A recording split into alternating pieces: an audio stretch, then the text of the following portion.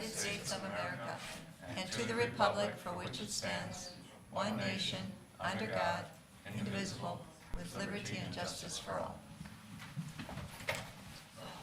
Welcome to our county work session, and I believe the first one on the agenda is Jed?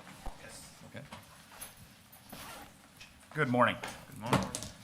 So, Administrator Cadwell, if I can, I handed out an agenda with some information. This expands a little bit on what the original plan was for today's work session, but it kind of does all tie together as far as federal funding goes. I guess that's the point of coming here, to kind of explain to you what we've been doing in our office, where we're at as far as our construction plan, and maybe to get some direction, not an actual decision obviously today, but just some direction on what you want to see out of our department as far as, how aggressive and what kind of different projects we should be seeking for federal funding. So just to start with, I handed out our approved 5-year plan that you approved back in July of 2022 following our public hearings. And what I wanted to point out was that while this is a plan, that it's just that, it's a plan, and plans don't always go as planned. And so what I want to touch base with you on is a couple projects that we are intending to delay a little bit. One is CASA 44. So we should look at the yellow, I guess, to start with our 2023 projects, the yellow. Our CASA 44, which is up by our county shop, that was planned for a 2-mile grading and pave, as well as CASA 30, which is over by LaPorte. That was 1 mile is currently paved, and we would have to grade the other 2 miles and pave it. So anytime we start running into issues with project delivery, these would be the first kind of projects that we would tend to delay, just because these are gravel roads, they've been gravel forever, and so the urgency in which to get them paved isn't necessarily there like it is to maintain our existing infrastructure and make sure that that doesn't go too far to the bad side. And so, Are you yeah. paving those because of the amount of traffic on them? That's part of it. That's one of the factors that we use in that, but more so, these are very difficult roads to maintain. Oh, okay. And so we don't have like a set standard to say, once we hit 150 cars a day, we need to pave it now. It makes sense for that. These are maintenance issues that we spend a lot of time and effort on to keep to a satisfactory level. And so that's how it comes to be. The CASA 30 over on the east side, Cass County came through and they paved their section of roadway out there. So now it makes sense that there's a good connection to go through. So that's how that one got on the plan. And 44 goes to your highway department? It does go to our highway department, and there's also a logging company down there too, so it's got quite a bit of traffic, quite a bit of heavy traffic on it. And for some reason, the soils in that 2-mile stretch they're just difficult for us. We've tried base 1, we put calcium chloride on it every year. It's just a difficult roadway for us. Kind of S-curve Yep, thing little to come S-curve. out? Very little, just because of the amount of work that would be involved and the benefit that you'd realize from it. We would straighten it a little bit, but not a lot, just to maybe get some ditching a little bit on the north side. Okay. Yeah. And so the projects that we do have in the works that we are planning to still do this year, we got our CASA 9 up by Besida. We've got County Road 83 over on the east side of the county. That's a co-op job with Cass County, and that one's kind of left in the hands of Cass County. I know that they're having some delays with getting approval through the Chippewa National Forest there. So that one, we're just a cost share on that. So to us, it doesn't really matter if it happens this year or next year, but it is still in the works. The CASA 7 from Dorset up to CASA 40, we're still planning to get that ready. The plan is ready to go to the state for approval. In my opinion, we're getting a little bit late in the year to get that one advertised and let, but we'll still try and do it. Then we got 3 LRIP projects that we've talked about. We've got our CASA 13 bridge, and we've got our paving project on County Road 119, County Road 82, and the 2 township roads still as a carryover from last year. So we have plenty of work for the year, but just wanted to keep you up to date on where we were at as far as our 5-year plan and how things can change. So the 2 roads that you're considering delaying, would they just go to next year then? That's the plan for right now. Yeah, we would continue to look at them for next year and make sure that it fits in that schedule. I'd obviously bring similar changes to you next year if we feel that they still don't warrant it. And at some point, you know, if we just determine it's not that urgent to do them, we can certainly pull them too, but we'll have that conversation first. So then, if you go to your next page, this is kind of the exciting part for our office. These are the proposed, I call them currently programmed. We do have them programmed with the state as far as being eligible and having allocated federal funds to these. And some of these, we had no idea that federal funding was gonna be available, but with some of the legislative action that's happened, the IIJA, then we get some money thrown at us because I guess there's two factors. Number one is we've proven to the state that we're capable of delivering federal projects and we do them well. And the second part of that is we try and be a little aggressive on our work in the office and have these projects ready so that when federal money does come available, we're ready with a project and I won't say that they're shovel ready, but they're pretty close and we can get them programmed. And for that reason, the state looks at us and they've given us money now, 1.23 million for the bridge, 2024 for that road project on the same roadway, 2.58. And then we did sneak another bridge replacement that was on our list, 1.4 million for 2025. So those three projects alone, that's a significant amount of federal funding. We're very excited that we've got that. The other three that are listed there, the first two, the CASA 40 and the CASA 40 intersection, this is one that we applied for because we sense that there's issues with that intersection. When we did a county road safety plan years ago, the visibility is just not good. That came up as one of the intersections that we should take a look at. And if you're familiar with it, as you come from the east on CASA 40, you have mounds both ways. The one to the south is probably more of a concern, but it doesn't give you much time to see the traffic. And by the time you turn out on a CASA 4, they're right on you like this. So what we would like to do is we would like to put center left turn lanes in there, expand the road to the east, and cut the hills down, both the north and the south. And so what that'll take is a little bit of right-of-way. It'd be temporary right-of-way. Get an agreement with the landowners just to shave those down, improve those site distances. And we got basically applied for $350,000, and we got the $315,000 of federal money.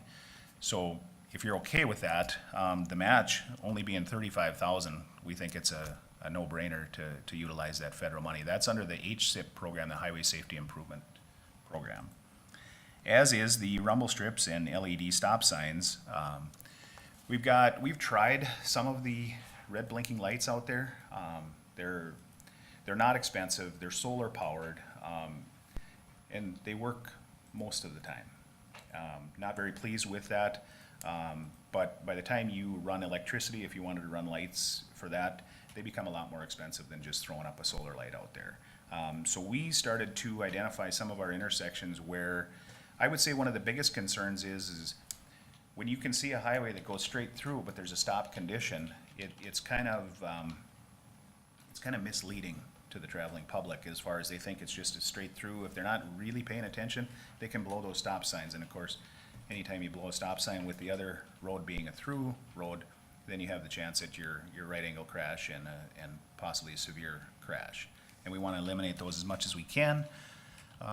Some that come to mind where we've actually had some crashes would be down on, it's Trunk Highway 87, but it's CASA 11 coming up to that. That would be one location. Another one is CASA 45 up north of LaPorte. We've got a couple, I think there's 3 intersections there that I would be concerned with. And so I think the combination of the two, putting the transverse rumble strips along with the better solar powered LED, there's a perimeter around the stop signs that blinks the red. Again, you know, we put in for $200,000, get an award of $180,000. We can do quite a few intersections with that money. So I would hope with your support that we could move forward. 28 and 34? 28 and 34 would be another one. Yeah. Yep, correct. Both from the north and the south at that Trunk Highway 34. Rumble strips are a good safety item. It's alerted me a number of times. Yeah. Yeah, as annoying as they are. Yeah, but they're good. They are, and so I did put a little more information in your packet too. It's just kind of a couple-page deal done by the Minnesota Department of Transportation regarding transverse rumble strips and LED stop signs. You know, some of these safety improvements, they sound good, you hope that they're effective, but oftentimes there's not enough data to say, yeah, this actually helped. But you do see that, certain crashes are reduced by X% on a larger test study. But again, for a commitment from the county of 20,000, I certainly think that it's worth it. So these are the kind of things that our office is out there looking for funding, putting applications together for, and then of course we'll bring them to you, get some approval to put these out for bid, and then of course it would come back to you for approval for the projects. And then the last one I have listed there with the 6-inch edge line striping, I got 2023, 2025, and 2026. What we do with, at least with our District 2 for MnDOT, what they like to see, they get X amount of HSIP funding per year, and they like to see district-wide projects put together. And so what we've done for quite a few years now is these 6-inch edge lines. And that was a safety strategy that came out of that original County Road Safety Plan as well.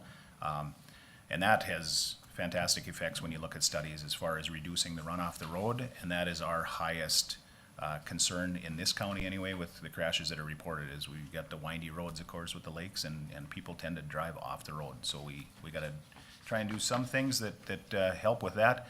The one thing that we haven't done much of, we've only done it up on the Beltrami line, would be the edge rumble strips.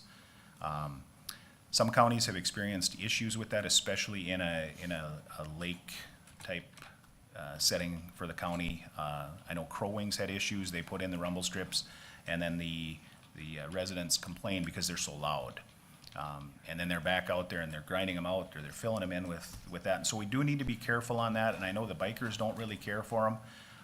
But in certain situations, when you do see a 30% plus reduction in run off the road because of those, you do have to at some point consider, whether that's a good application or not. Anyway, I'm not proposing that today. I think we'll stick with the 6-inch edge lines. One thing I would like to consider is maybe spending a little bit more on that, since the Fed money is good for 90% of that, is the ground in wet reflective. So once you grind it in, then you don't have to worry about the plow shear. So that the pavement marking should be good for several years, and we did it back in 2017, 16 maybe. We did a few roads with that. That stuff is still good today, and if you've ever come through those roads at night with it raining, it's fantastic. But it's close to about 10 times the cost of just typical paint. So you have to So weigh that too. does that leave, if you biked along 71, they have those, actually you can wipe out on your bike if you hit that, Yep. but this is different, grinding it in with the paint. Oh yeah, you wouldn't notice this. This You is wouldn't. barely enough to get the depth of the paint, just so it's below the plow. Yep, it would be nothing like the rumble strips. Rumble strips have changed too, though. Now they do have a sinusoidal design, which isn't quite as loud outside. It's just enough rumble for the driver to take note that they're on the edge of the road.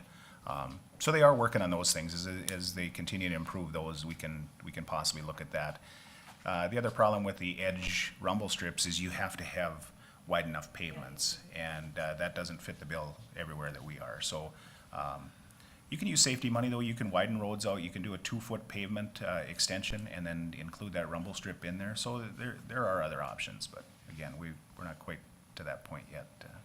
So do you have this money in hand? This money is good to go. We have been allocated this money as long as you guys are willing to approve the projects. It's there. Yep, it's been awarded. And if we choose to not do some of these, that's not a problem. They'll find other places for the money. But we just like to be aggressive if the money's there, which kind of leads into what we'll talk about at the end here with the carbon reduction program that was on your original agenda.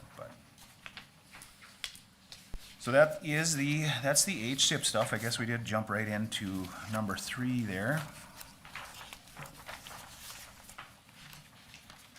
All right, yeah. So then let's move into the CASA 6 design, and I don't mean to get too many people excited about this. Roundabout is kind of a negative buzzword at times, but what we're looking at is we have, if you recall on your 5-year road plan, we have both sections of CASA 6, all the way from the Wadena line up to Hubbard, and then from Trunk Highway 87 up to Trunk Highway 34. We have that in the plan for, I believe it's 25. 25. Yeah, 2025. Well, as we were looking at this, we have some concerns with the urban portion of CASA 6. And so what I've got our staff working on right now would be all of the design up to the intersection by CASA 15. So you have 1 mile left of what we would consider an urban design.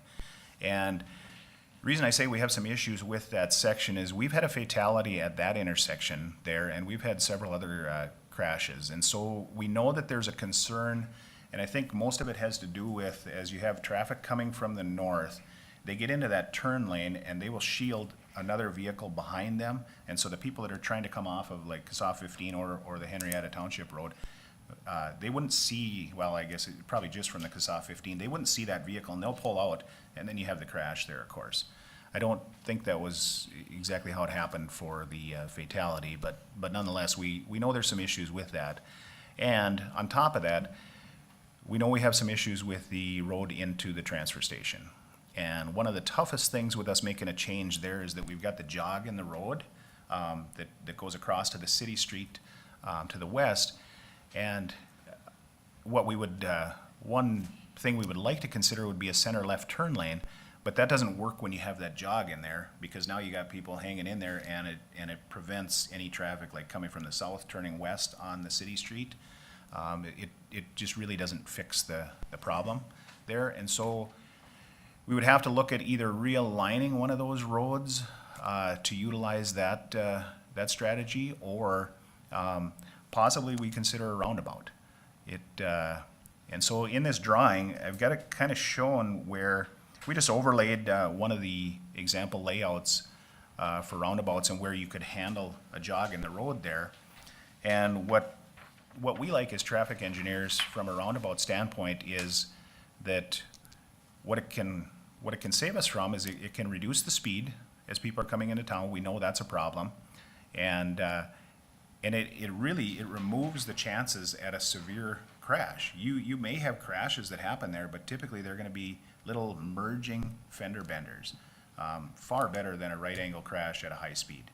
And so anyway, I'm not asking for you to consider that we go one way or another.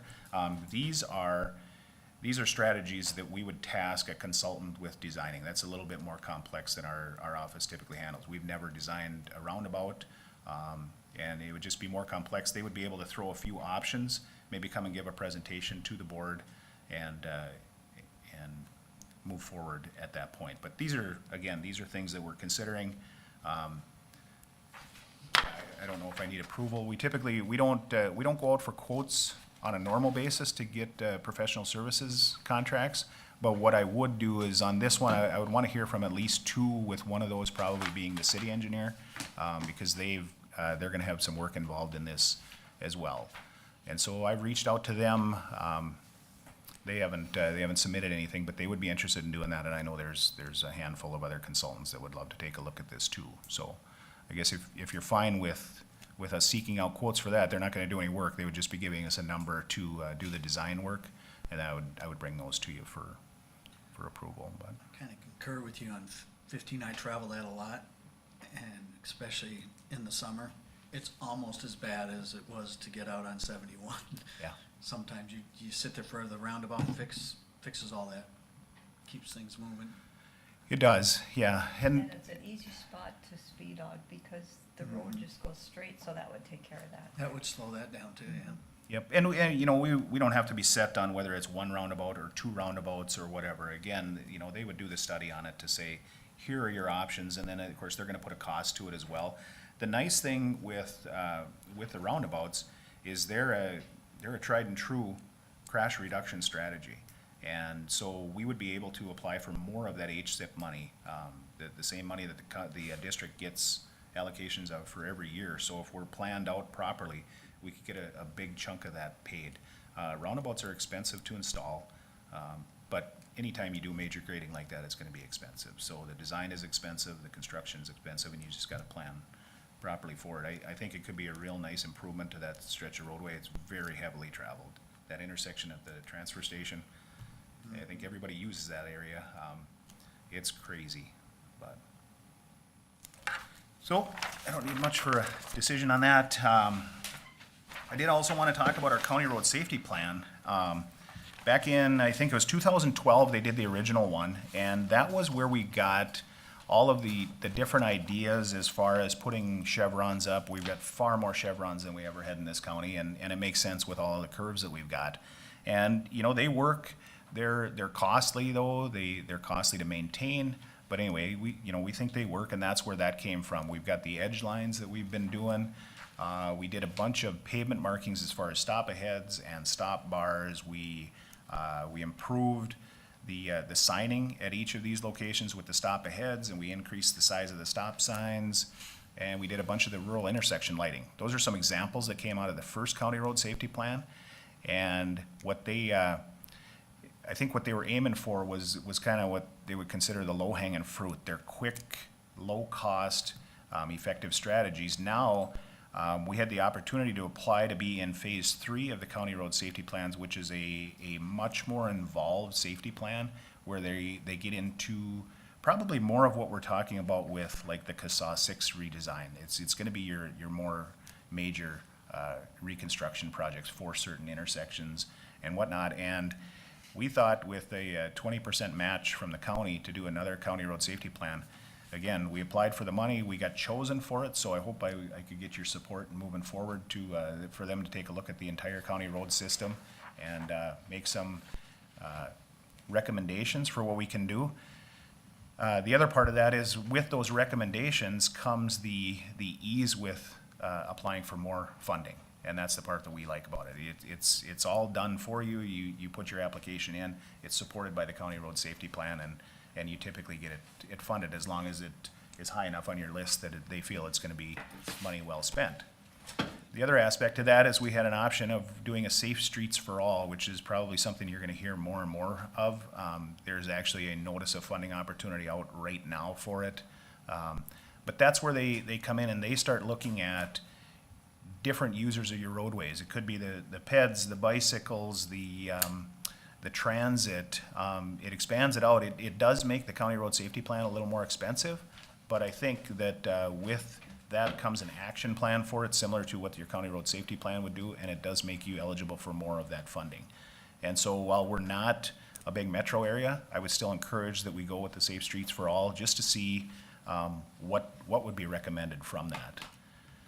And yeah, we've been accepted into the phase 3, so that once they, I think they've got it whittled down to 4 consultants now, which would work on that. But when it comes actually time for a cost to be put to it, it could be $100,000 to $180,000 is what the total plan costs. The most we would be on the hook for would be 20% of that. But anyway, I'd bring that back to you for approval at that time, and we could probably decide at that point whether we want to go forward with the Safe Streets for All or just the county road safety plan. But I'd probably have more information of what that Safe Streets for All encompasses at that time. But the biggest thing would be to get an action plan put forward, because some of that funding you can't go after until you have that action plan laid out. So we'll talk about that at a later date. I did put a little deal in your packet too about county road safety plans if you wanted to read up. Couple things that I highlighted: approximately 60% of severe crashes, they occur on the local roadways. Local agencies are responsible for more than 90% of the state's 90% of the state's roadway miles. So it's significant. So that brings us to the Carbon Reduction Program funding solicitation, which is out right now. And so I wanted to get in front of you before May 19th came and went. If you read the front page of that that was in your agenda, you'll see that it's a fairly vague scope, I guess, to the grant and the different projects that you could put forth for this. And I guess there's only about 2. I mean, roundabouts is in there, and so we're just not ready for it at this point, obviously. The two that stuck out to me would be leasing an electric vehicle with a charging station or the snow fence. And snow fence is something that we've been considering for quite some time, and up until recently, it was not eligible for any of this safety funding, but it is now. And so we're going to continue to apply for that type of money for the snow fence. And I'll give you a couple of areas that we would like to address with this. Would be when we did the new truck route out here, the corner, the sharp curve on the south end, it's got a long ways where snow can blow across those fields, and so it does fill in very bad in that area. And we think that with some snow fence out there to stop some of that would be a big improvement. And the other area where we get a lot of, have a lot of concerns would be near like the cattle pass on Cassaw 4, just north of town here a little bit. But even at that, you know, this notice of funding opportunity, you see it's $560,000, and that's for all of the ATP 2, District 2 of that. In ATP 2, we've got, just in our district, we've got 11 counties. We've got four state aid cities, which is 5,000 or more, and we've got several small cities. We've got all these townships. We're competing with MnDOT. So you can see $560,000 is not going to go very far. The solicitation is out for 2024 only at this point, but they are also considering projects that would be available for 25, 26, and 27. But we just put some quick numbers to it. The snow fence, just for the installation of the fence, is about $85 a foot. That does not include right-of-way. So certain situations, the right-of-way could be very expensive. If you got irrigated farmland, it's gonna be quite a bit. If it's just pasture land, maybe not so much. But that's a real cost that we would have to consider for that. Well, just in those two areas that I mentioned, if we did 500 feet in each one, you've got 85,000 just in fence. Now you put the right-of-way on top of that, it could easily be $100,000 to get, you know, somebody to let us put a fence out there that's going to stay. And the snow fence that I would be interested in is if you travel to Moorhead, it's just east of Moorhead on 94. They put a bunch of it out there, works extremely well. And so anyway, my point is we could apply for $100,000. That's over a sixth of what's available for this year. The odds of us getting funded for it might not be that good. I still think that it's worth doing. If we went the electric vehicle route, if you thought there was an advantage to that, obviously that's a totally different direction on this carbon reduction. But you're probably still looking at, you know, $60,000 probably for the vehicle and a charging port. And that doesn't have to be highway department. That could be any department in the county that could be eligible for applying for this. It doesn't really matter. I could see a lot of people doing it because that's an easy application. We've got state contract pricing on electric vehicles. You can find out what a charging port is. You throw a quick application in, and I'm guessing that they're going to see a bunch of those. I don't think they're going to see much for snow fence. I like our chances of getting funded for snow fence, and I think we need it. And I want to continue applying for that money long-term for different locations where we can utilize that. Maybe keep some of this fighting the ice on the roadways down a little bit on that.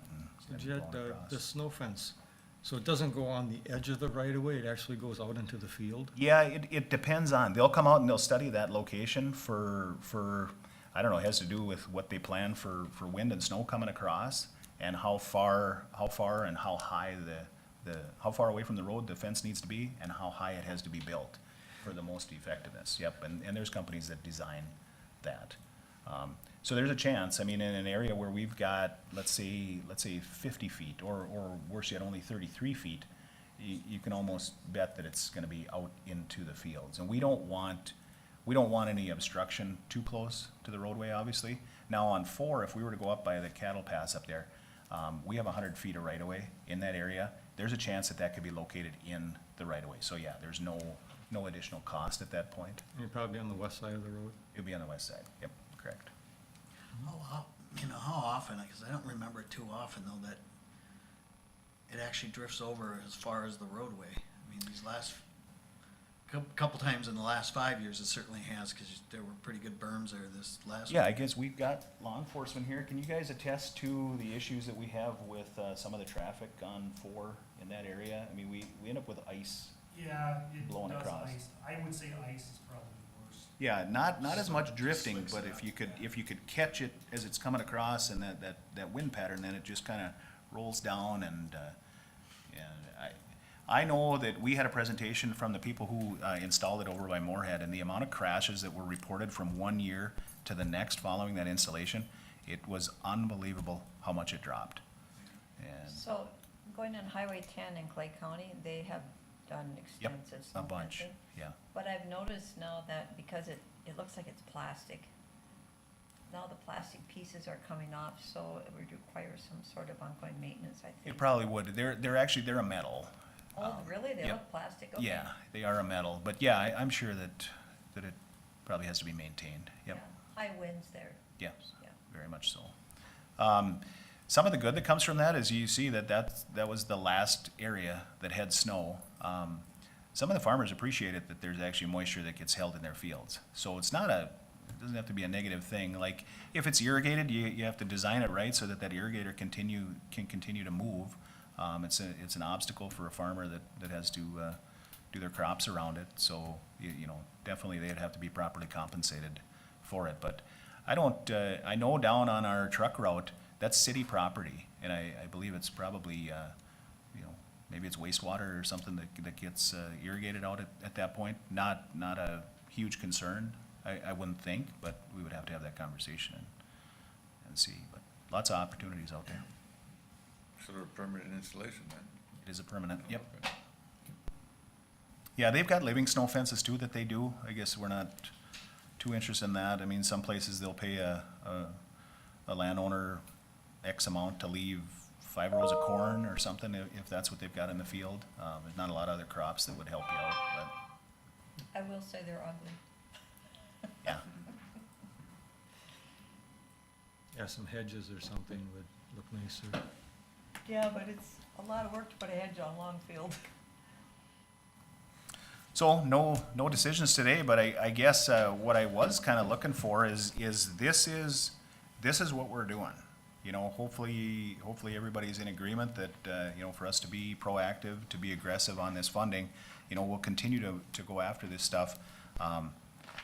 But you know, again, our staff is only so many, and everything creates work. But we want to be aggressive on this stuff because the funding is out there. And So are you gonna put this one item, the carbon reduction program, is that gonna be on the agenda for next week? that, yeah, I mean, if that's if you think it's worthwhile, I'd like to put an application in for it, yeah. So Can I I'd ask get you that- a quick question on roundabouts and safety? I know I've seen the figures about how it, you know, vehicles, it makes it safe, but then I see over on this one that we have here, they've added pedestrian signs in there. So if you add pedestrian traffic into the mix, how is that? You got figures on safety for that? Yeah, I mean, just as safe as any time you're crossing with a sidewalk, you know, it's properly signed. I will say, we don't have a bunch of walkers out there. We do have sidewalk that goes all the way down along CASA 15 right to that, but then you stop. And so their only option at that point would be to walk right alongside the road. The roundabout, I mean, depending on how we do the urban design, we could extend sidewalk up to meet the urban portion right up by the daycare on 6. And so you give them a place to walk, it's controlled, the pavement is marked as such. So I think over what we've currently got, that's even an improvement. With this traffic light, it'll stop the traffic, you know, because then you have the walking sign, but. Yeah. But a roundabout, there's a tendency not to stop the traffic unless they do so on their own. Yep, very true.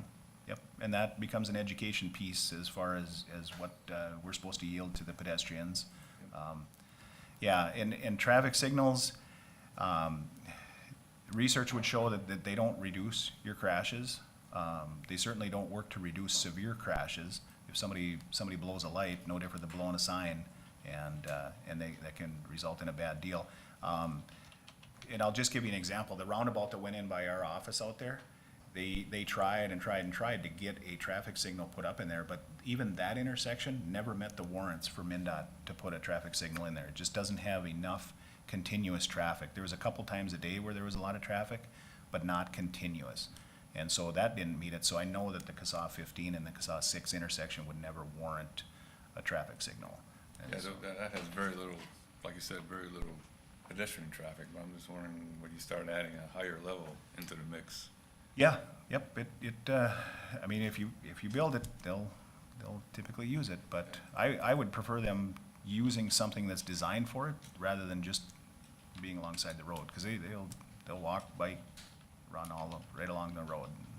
I'd rather have them on a controlled situation.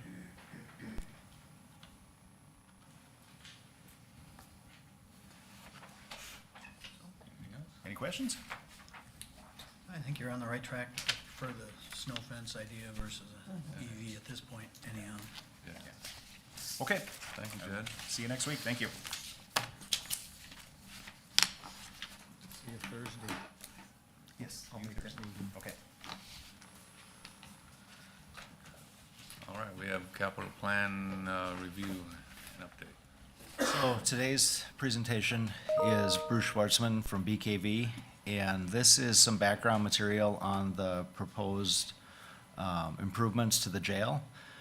Remember, our goal is next week I'm going to ask you to set the date for the public hearing to approve a capital improvement plan that includes a 5-year plan.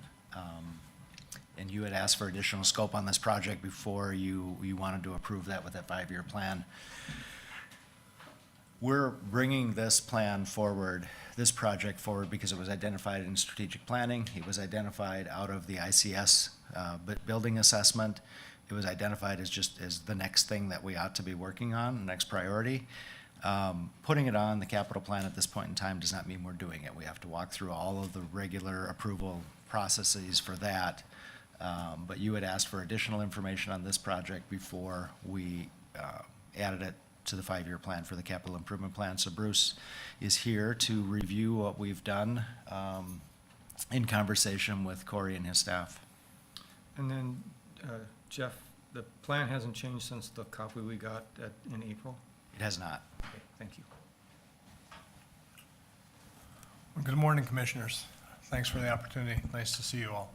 So I'll go through the presentation at a high level. Be more than glad to drill into any of the issues.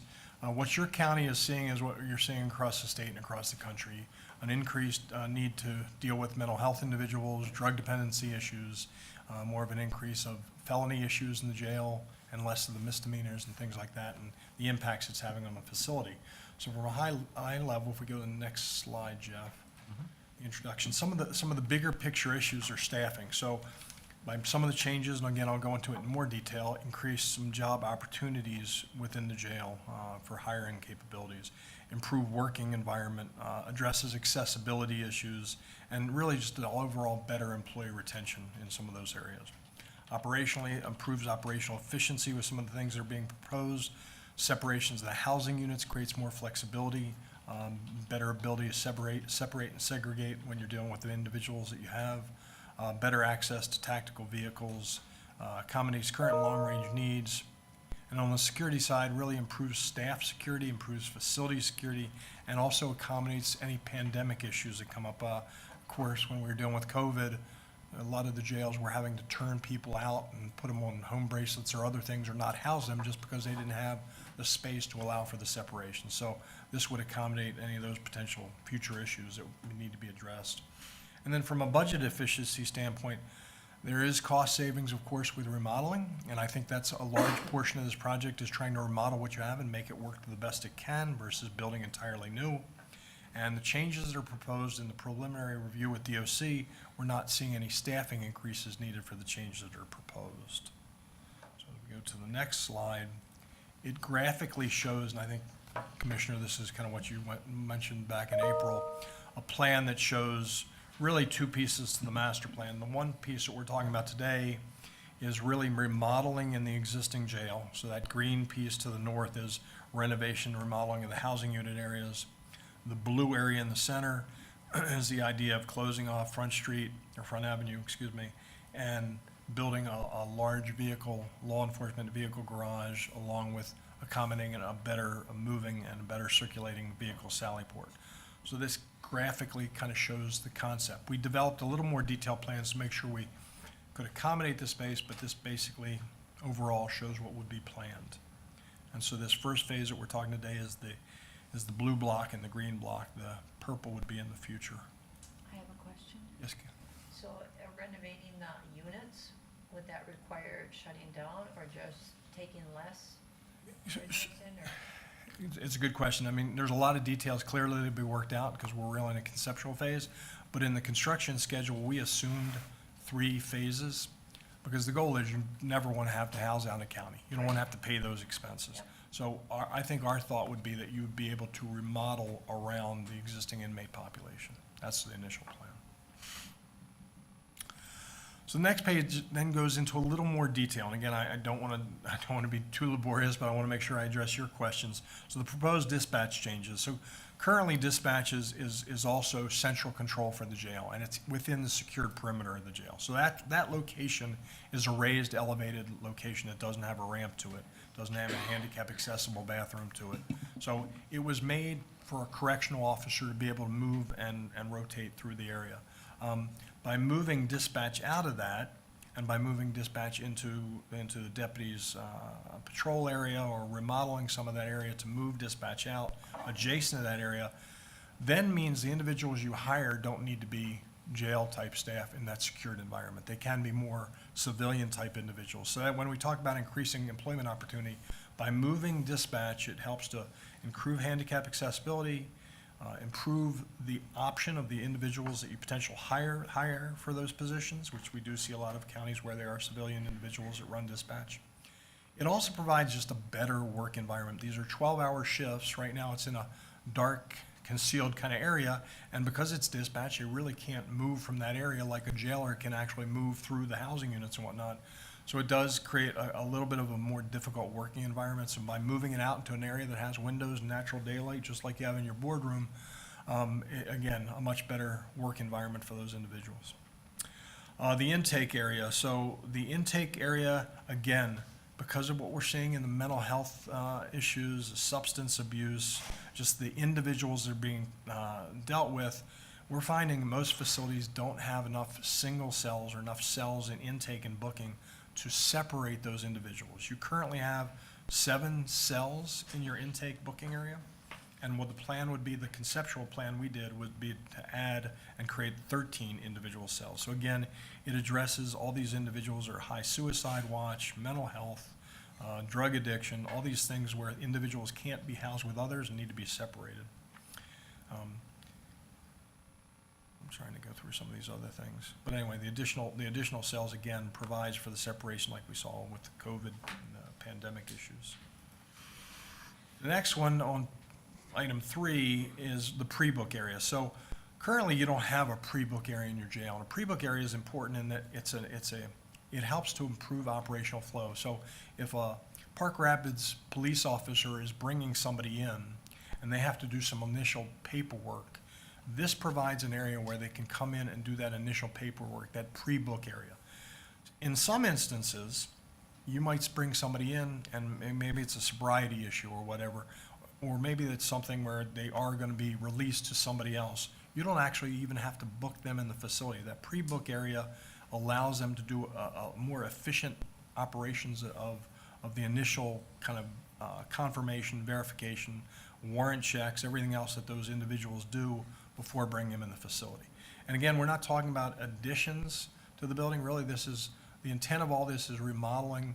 The plan is to remodel your existing vehicle sally port and to add these spaces, and then just add that new vehicle sally port to accommodate that. So then on the vehicle sally port, right now you have what's considered kind of a pull-in back-out scenario. The depth of the bays is really shallow. So the existing sally port is a pull-in back-out configuration, which has limited space. Existing space is not sized large enough to accommodate a transport or an ambulance. So again, that's an issue if you have to have somebody removed and somebody taken care of, or moving inmate from one county to the next. It has some space limitations. The way that you access your kitchen is actually through the sally port, which again is not a good secure scenario. It's better that if that would be off and separated and create better accommodations and control of contraband through into the kitchen. The next one then deals with item 5, law enforcement vehicle storage. So right now, you've got the sheriff has 3 different locations where he stores a variety of tactical and public safety vehicles. And so the efficiency of being able to get to those is really not there. You're having to run all over the place, and they're stored at different locations. And my understanding is the vehicles that they currently have aren't even, there's not enough space to accommodate them as they are. So part of the plan is to build this large pre-engineered metal building addition that would accommodate a lot of the vehicles needed. So when you look at that, there are 3 separate locations. Existing garage doors are too small for some of the vehicles they have. The existing bays, like I mentioned, are shallow. Substation up at Cass Lake is used, and they rotate, snowmobiles with boats and things like that. It's for seasonal storage, so it's not really kept on site. And again, it's just increasing operational impact to have that shuffled all around the county and out of the county, for that matter. The housing units are another issue. Ever since your facility was built, and I've been doing jails and correctional work for over 40 years, and been in Minnesota for a number of years, doing a number of facilities for the last 24, 25 years. And what we're seeing more and more is the jails that provide the small little modular units provide for more flexibility of who you hold. Problem is, if you have one large unit and you have somebody that has some really serious issues, you can't house other people within that same area. So what happens is you end up losing all those beds efficiently. You can't put people in there because they don't get along, they aren't right classifications, so now you have these wasted beds. So currently in the housing, you have 6 levels, 6 areas of separation.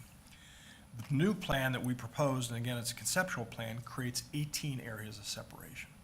So again, if you have somebody that's violent, somebody that's, whatever the offense has been, you're able to separate and segregate them to provide more flexibility, whether it's male, female, it provides that complete separation. So again, the existing housing units, they don't have the adequate separation that's really needed, and we're doing studies for Ramsey County, for St. Louis County, for Stearns County, and they're all looking at the very same thing of those separation issues. Based on the changes of the inmates, again, we're seeing more serious individuals, which ends up being longer stay time a lot of times for those more serious offenses. They would increase your capacity potentially. So right now you have a maximum capacity and maximum beds of about 116 beds. The way the Minnesota Department of Corrections looks at it is when you can't, they have maximum capacity and operational capacity. Operational capacity allows for the ability to move people around based on their classifications and put them in. The more separations you have, the more beds you're able to use, like I was talking about, because now you're able to separate those individuals.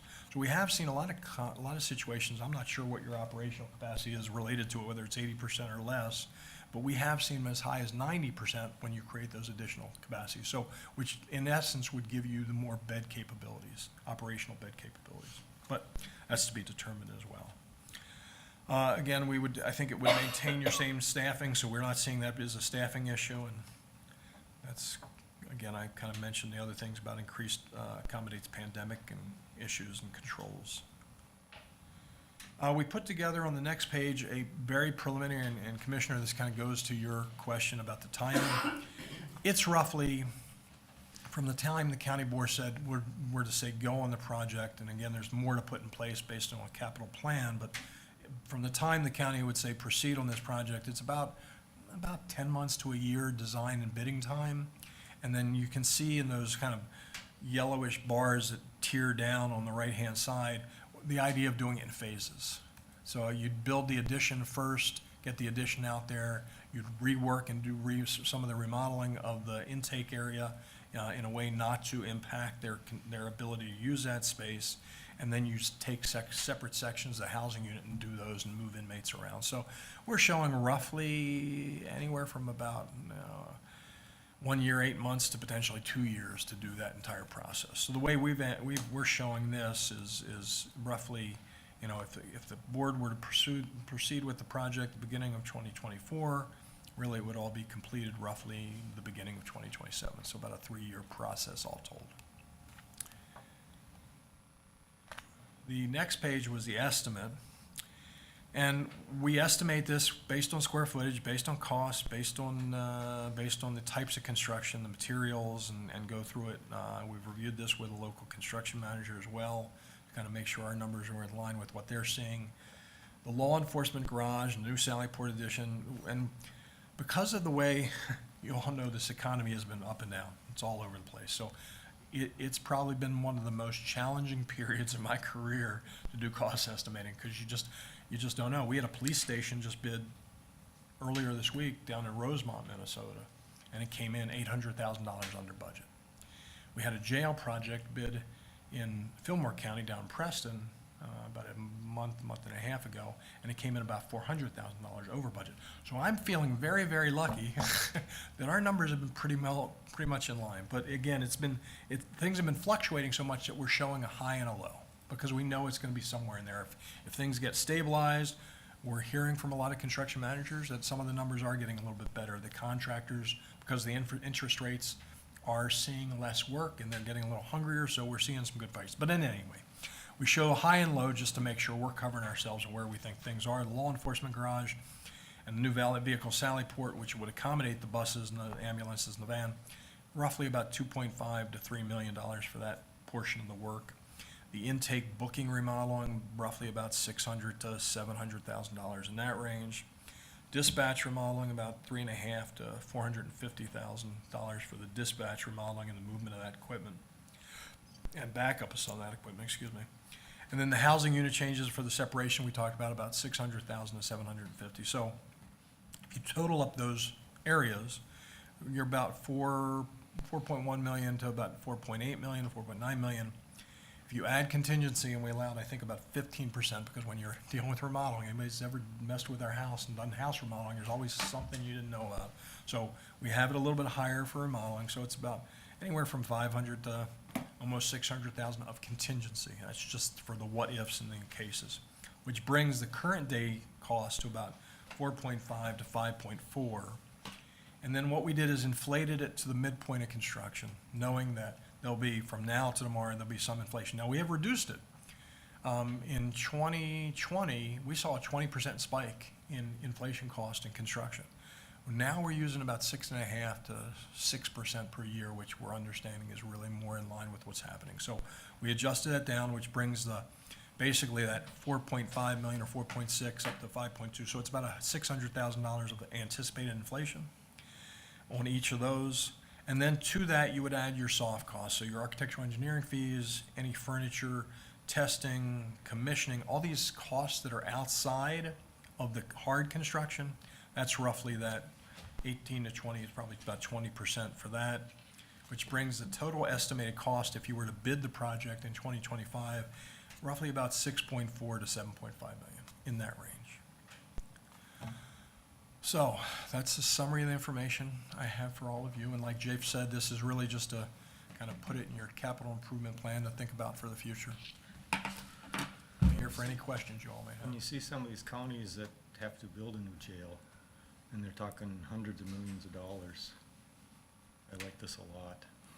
Yeah, Beltrami is looking at a new 240-bed facility, about 600 million, or I'm sorry, 60 million. Anoka County is looking at a new facility over 100 million. Carlton County is doing theirs, which is probably pushing 80 million at this point. It's some big, it's crazy. In the years that I've been doing this for a long time, we used to look at a jail cost and it was expensive, because it's a harder construction, more technical with the security and things like this. And we used to say, okay, it's about 450 a square foot. We're now pushing 650 to 750 a square foot. It's just, we would think it'll still start to come down, but I don't think it'll ever come down to those prices it used to be. It's definitely gotten up there. So the reality is you have a good facility. It's a solid facility. It just needs some modifications that'll make it last for the next 30 years. And hopefully I'm not speaking too long for you guys, but if there's anything else you want to add, but it should last for a long time, especially with this. And, accommodating the law enforcement garage right there, when we did LaSource County not too long ago, having they did the same kind of thing, having their law enforcement vehicles consolidated in one place just created a tremendous efficiency for them to be right there, so. When did we build the current jail? 90s sometime, was it? No, 2006. 2006.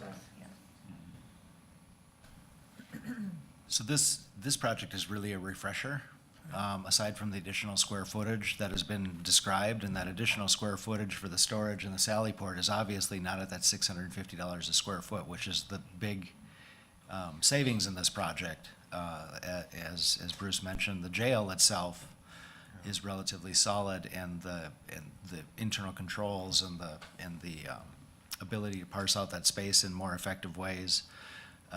The concept of moving dispatch in a way that makes that more accessible. We currently have most of our staff is either assigned as jailer or dispatcher. We have a few that cross over, but having dispatchers work in a more administrative space rather than in a correctional space should have significant advantages for the employees working in that role. And again, we're not approving this today, but if we take action to say, yes, we're gonna approve a capital plan with this on it, it means that we've recognized that there are merits in this plan, and that we know that it's something we should be advancing and considering and designing and getting better numbers at, right? So, if we look back at the timeline here, and if we move this forward with the capital plan, it's very likely and makes sense that the board would take action to spend the money on design later this year or early next year. And the reason it makes sense is related to the county debt schedule. We would have capacity coming on in 2026 to be able to carry this forward without changing the amount of debt that we have, that we need out of our levy, right? So in 2026, the debt on the existing bond goes way down. You capture that in just the additional payment. The payment doesn't go up, it just continues. So on that, what kind of term are you talking? It must be 20, 25 years at least. It'd be 20. In my mind, I'm estimating it about 20, that we would have capacity to take this on in 2026. Now, remember, your actions this past year also mean that we are capturing additional capital funds. So that capital improvement fund is gonna be increasing intentionally, right? So that either changes how much we have to borrow for this project, or it gives us flexibility to take on other projects as we go forward.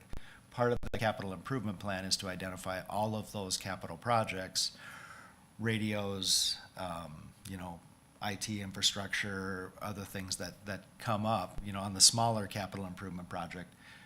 When we get over $3 or $4 million, we're almost always looking at bonding, right? But we have flexibility built into that. You have seen this project on that 5-year plan, but we haven't built out any of the other stuff that we think is gonna happen. You saw the 2023 capital stuff where we had $1.1 million for capital, and we set aside $600 for projects and $500 for future, right?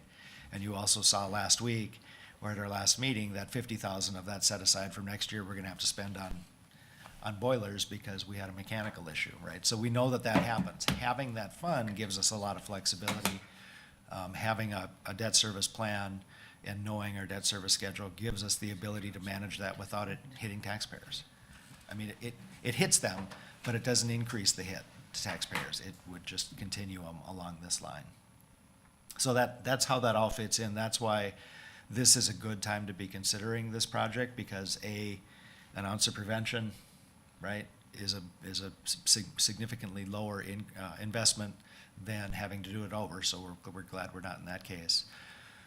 Doing it now means that we're getting ahead of any other issues that might come up. And doing it now means, if you put this out 5 years, the cost of this project is gonna be 6.5% to 10% more times 5 years, right? So doing it when you can makes sense. So I'm looking, Dave's got up the debt service schedule. So if you look at 25, the total is 825,000. So the principal goes from 760,000 to 190 in 27. So what gets paid off in 26? The existing bonds on the law enforcement center are the ones that are rotating out. Okay, And it's kind of odd that they continue for another 3 or 4 years at that $200,000 Yep. level, but that's the way that bond issue was structured. okay. Typically, you can either front-end load or back-end load, or load them evenly throughout the period of time. This one was obviously front-end loaded, so that we're down to that. And the reason it makes sense is if you hit this mark and issue debt in 25 or 26, the first year of your issuance, you pay interest only, and the second year you pay principal and interest, right? So if we rotate that out in 26 and we didn't actually have a principal payment till 27, we'd just bank that against the next years, right? So, But the more important piece is you all having the opportunity to evaluate the merits of this project based on the criteria that Bruce has presented now and staff have been sharing with you over the last number of years. And at the end of this meeting, we're gonna go over and take a tour so you can see those things in relation to each other. And when I saw that, when I see the intake space coordinated with the Sally Port space, it's obvious that it doesn't work very well. When you think about the cafeteria having to enter through that space as well, or the food service prep having to enter through that space, that doesn't work well. And then you see the command vehicle and the boats and all the other stuff that's stored outside. We know that that's not ideal either. I just saw that one picture of the check-in spot, and then inmates have to wait for a test or a drug test or something like that. Where are they kept in the meantime? Do they have a cell for that? They sit right there in that room. They just sit right in that room. Do you sometimes get a lot of them all at one time? Sometimes, Wow. Not a very safe environment then? definitely there's challenges there when you've got more than one. Okay. the only concern I have when I think ahead to phase 2 and phase 3, unless you're willing to, it becomes a matter of what's the biggest priority, but unless you're willing to raise the levy for phase 2 or phase 3, I don't see phase 2 or phase 3 happening based on our debt schedule for quite some time. I haven't evaluated that. We'll engage Ellers to put that into the long-range plan. One maybe at the earliest? Yeah, and truthfully, we know that phase 2, the proposed fill-in between here and court space, from a program standpoint, really probably falls along the need of it would improve our capacity to provide services, but our current situation is hindering our ability to provide services. So from a priority standpoint, you're exactly right. I think we would have to identify where that is. Right now, we're showing it right on the fringe of a 5-year plan. And if we take and do some financial analysis and identify that, yeah, we would not be able to take that on and maintain the current county level of, like the current county tax rate is about 33%, right? And we've come down a significant amount. So to maintain that going forward or have some relative measured reduction in that, when can we place that project? It's a mathematical figure. We could identify it. It might even be 32 or 33. It's probably not 28. The only way it would be 28 is if we took all the capacity that we have and allocated against that project, and that would be a matter of prioritization that the board would have to look at. That would mean we wouldn't be doing other stuff. But Unless this, something else changes in the meantime. unless something else changes in the meantime. Yeah. This one is the one where it's the low-hanging fruit. As I mentioned, it was identified coming into strategic planning. I think interviews with the board, interviews with the staff, all identified this as being a priority. When we did the ICS assessment and they came in and took a look at it with our maintenance staff and Corey and his staff, they identified the same priority. I mean, in both of those assessments, they came right to the top as the first physical priority that we have. Now, of course, when we're showing this, we're showing the need to collaborate and cooperate with the city of Park Rapids. Sheriff Akis has already had a preliminary conversation with some staff. If this is a preferred design, if you can see right here, this dotted line, that's a preliminary design showing just using what we have without encroaching on the ability, without closing the road. That does not give us any of the benefits that we're identifying in the proposal showing the entire blue space. So there's a lot of work to be done on this. And if it's not here, then where is it? But based on the merits of the increased operating efficiency, the making sure we're taking care of the facility so that we're not being reactive to it, we don't want to be in the situation, and we're not in the situation that some counties are in, where the DOC has come in and said, correct this in 6 months or you're shutting down, right? There are many counties that are currently working on a report like that. We don't want to be in that situation. Doing this, planning for this now gives us the opportunity to know that we will take care of it for the next 20 to 30 years. Does the county already own the property in the blue section there? The far left of that is the garages that we have. Okay, The middle portion of it counts on us working with the city to vacate that part of the street. okay. So we don't. That's the process we'd have to coordinate on. I did that last night, they approved it, pending approval of the board of this project. The hard part's actually done. That's not an easy thing to do in many cases, and it speaks to local public confidence in our sheriff and our law enforcement agency.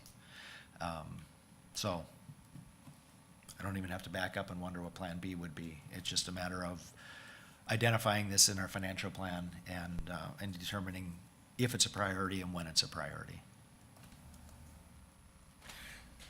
I'm just wondering what you meant by the, like going from 6 to 18 areas of separation? Is that from when they're checked in all the way to when they get to a cell, or is that the cell itself? No, it's creating sub-day rooms for each of them. So right now, when you walk through your facility, and you'll see it when we walk through, and we'll be glad to be there with you if, so you have your 2 housing units, your one on the east and one on the west, and the way it's broken up is the one on the east is basically 2 large units with no really sub-day room separation in there.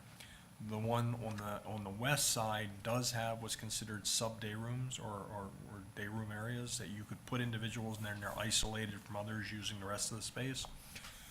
By creating the additional separations, we're basically walling off certain areas and creating, DOC has certain square footage requirements for those sub-day rooms. If you can meet those sub-day room requirements and natural light and some other things, then you can hold those people in the cells, but allow them to use the sub-day rooms, but not interact with other inmates. So again, we're subdividing some of those areas.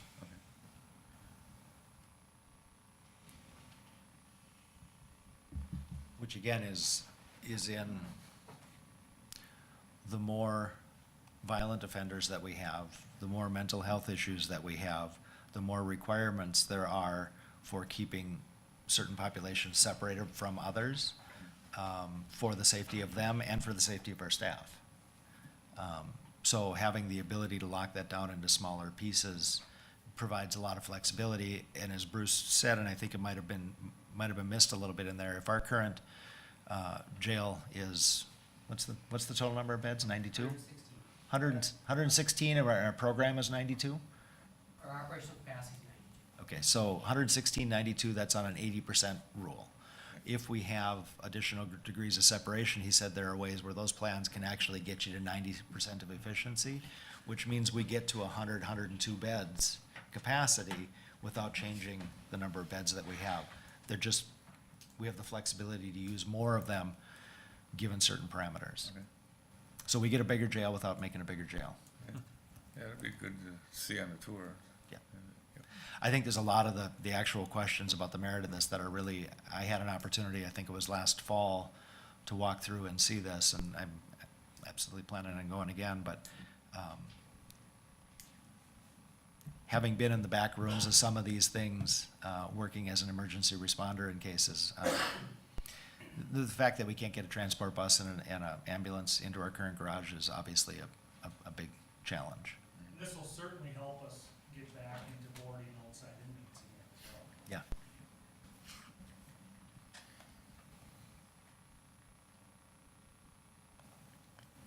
All right.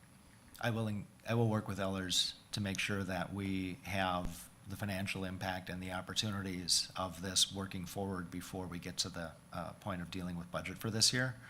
And also before we get to the point of actually approving, the capital plan. But the intention still is to ask you to approve set the date for the public hearing at next week's meeting to happen in June, so they'd have the ability to vote on the capital plan as we presented it, and the 5-year project plan on that, but in that amount of time, I can definitely show a timetable that shows the impact on anticipated operating costs, need for levy, and debt service all coordinated together. And at that point, we'll probably solve for, if there is a next project and it's a priority, where does it fit without changing our debt commitment?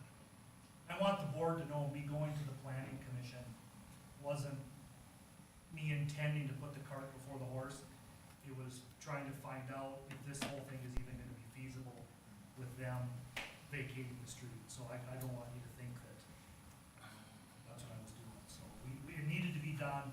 We found out that it can be done, so they would be able to proceed if we so choose with the plans. So there's a couple of really nice things about that. Is that we have the opportunity for drive-through traffic.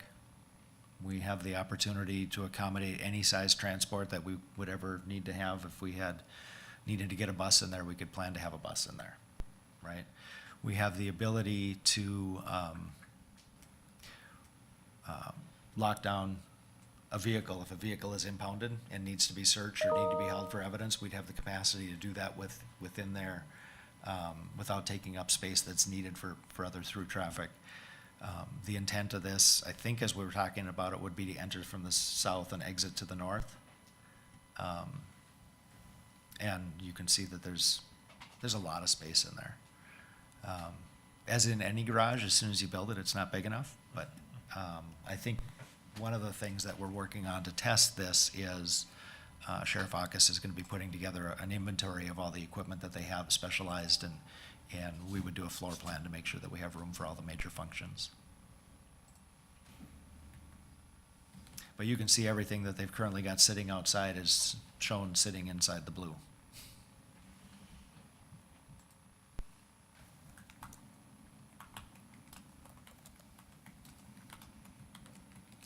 Are you ready anytime to walk a group through there?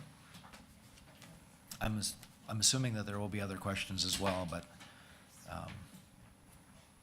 if you don't have other specific ones, you could move to adjourn the meeting and then just have the tour and continue the conversation. Okay. Any questions? If not, we have a motion to adjourn. So moved. Second. Second, okay, we're adjourned. Thank you, Commissioners. Yeah, thank you. Can we just leave our computers in your office? You can leave them here or in my office, yes. So I worked for a nonprofit that had HIPAA stuff, and we could never leave our